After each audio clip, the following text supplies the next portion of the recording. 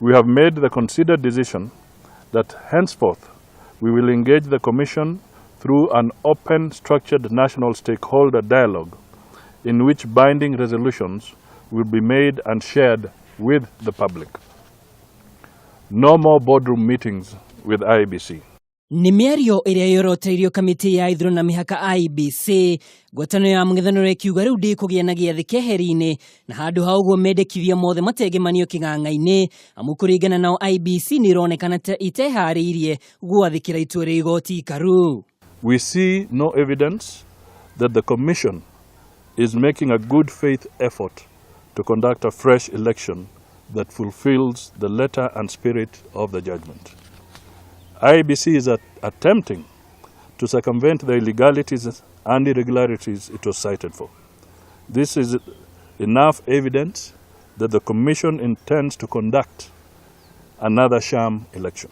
Na making'ethera cira ũrĩa ũtegemanirio igoti-ini nĩ mubunge wa Nyeri tauni Ngunjiri Wambugu akienda mũcirithania mũnene David Maraga ahamũrithio, nasa niyugite ĩno nĩ njama ya kũguoyohia majaji ma igoti ikaru, ũndũ ũrĩa mehĩtĩte kũhukia. Disowning a petition by its member to remove Chief Justice David Maraga. The country needs to know that disowning the Ngunjiri petition by Tuju is a cover-up of Jubilee intentions to intimidate and emasculate the judiciary before the October 17th election and on numerous petitions filed against Jubilee.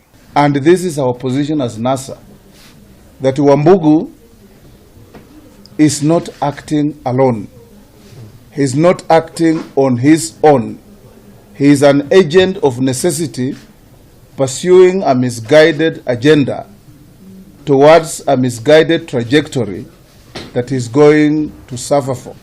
Rĩu NASA no ĩkinyĩrĩirie matigathiĩ gĩthurano-inĩ tarĩki 17 angĩkorwo mogarũrũku kamĩtĩ-inĩ ya IEBC matigwĩkwo. Rĩrĩ itigaire thikũ 32 gĩthurano gĩtabanio, ngwatanĩro ya NASA nĩ ikinyĩirie atĩ nĩ ĩkagomera gĩthurano angĩkorwo kamĩtĩ ya ithurano na mĩhaka IEBC ndĩgakinyanĩria kĩĩranĩro kĩayo.